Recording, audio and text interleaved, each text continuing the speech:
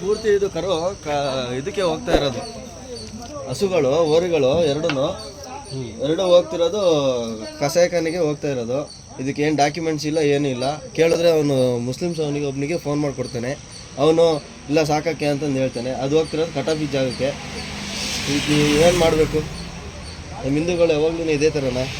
ನಮ್ಮ ಹಿಂದೂಗಳೇ ಮತ್ತು ಈ ಥರ.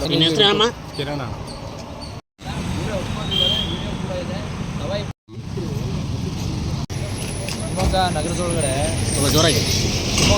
ನಗರದೊಳಗಡೆ ಇವತ್ತು ಹೈಯೆಸ್ಟ್ ಕಸಾಯಿಖಾನೆಗಳಿರುವಂಥದ್ದು ಒಂದು ಗಾಡಿ ಸಿಕ್ಕಿದೆ. ಈ ಬಜರಂಗಳ ಕಾರ್ಯಕರ್ತರು ಸೇರಿ 2 ಹಸುಗಳನ್ನು ರಕ್ಷಣೆ ಮಾಡಿದ್ದೀವಿ. ಈಗ ಹಸುಗಳೇನಪ್ಪ ಅಂದರೆ 2 ಓರಿ, 2 ಪೂರ್ತಿನೂ ನಿಶಕ್ತ ಆಗಿರುವಂಥದ್ದು ಹಸುಗಳು.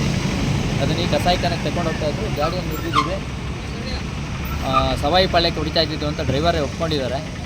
ಹಾಗಾಗಿ ತುಂಗಾನಗರ ಸ್ಟೇಷನಿಂದ ಎಲ್ಲಿಂದ ಎಲ್ಲಿ ಹೋಗ್ತಾ ಇದ್ದಾರೆ? ಅದು ಕಾಟಿಕೆರೆಯಿಂದ ಸವಾಯಿ ಪಾಳ್ಯಕ್ಕೆ ಅಂತೇಳಿ ಡ್ರೈವರ್ ಹೇಳಿದ್ದಾರೆ. ಕರೆಕ್ಟ್ ವಿದ್ಯುತ್ ಭವನ ಹರಿಗೆ. ಮೊನ್ನೆ ಹೊಳೆ ಬಸ್ ಸ್ಟಾಪಲ್ಲಿ ಆಗಿರ್ಬೋದು, ನಿನ್ನೆ ಇವತ್ತು ಬೆಳಗ್ಗೆ MRS ಅಲ್ಲಿ ಆಗಿರ್ಬೋದು, ನಿನ್ನೆ ಆಯನೂರಲ್ಲಿ ಆಗಿರ್ಬೋದು, ಮೊನ್ನೆ ಚೀಲೂರಲ್ಲಿ ಆಗಿರ್ಬೋದು. ಈ ಥರ ದಿನನಿತ್ಯ ನಡೀತಾ ಇದೆ. ಬಕ್ರೀದ್ ಹಬ್ಬ ಬಂತು ಅಂತ ಅಂದರೆ ಬಜರಂಗ ದಳದ ಕಾರ್ಯಕರ್ತರಿಗೆ ಇದೊಂದು ಕೆಲಸ ಆಗೋಗ್ಬಿಟ್ಟಿದೀವಿ ನಮಗೆ. ಯಾಕೆ ಅಂತಂದರೆ ನಾವು ಪೊಲೀಸ್ ಇಲಾಖೆಗೆ ಮಾಹಿತಿ ಕೊಟ್ಟರು ಸಹ ಪೊಲೀಸ್ ಇಲಾಖೆ ಇದನ್ನ ಕ್ರಮ ತಗೊಳಕ್ಕೆ ಯಾಕೆ ಮೀನಾಮೇಷ ಎಣಿಸ್ತಾ ಇದೆ. ಹಾಗಾಗಿ ಪೊಲೀಸ್ ಇಲಾಖೆಯಲ್ಲಿ ಒಂದು ಆಗ್ರಹ ಮಾಡ್ತಾ ಇದ್ದೀವಿ, ಇದ್ರ ಬಗ್ಗೆ ಕಠಿಣವಾದ ಕ್ರಮ ಆಗಬೇಕು ಅಂತೇಳಿ. ರಾಜೇಶ್ ಗೌಡ, ಬಜರಂಗ ದಳದ ಶಿವಮೊಗ್ಗ ವಿಭಾಗ ಸಮಿತಿ.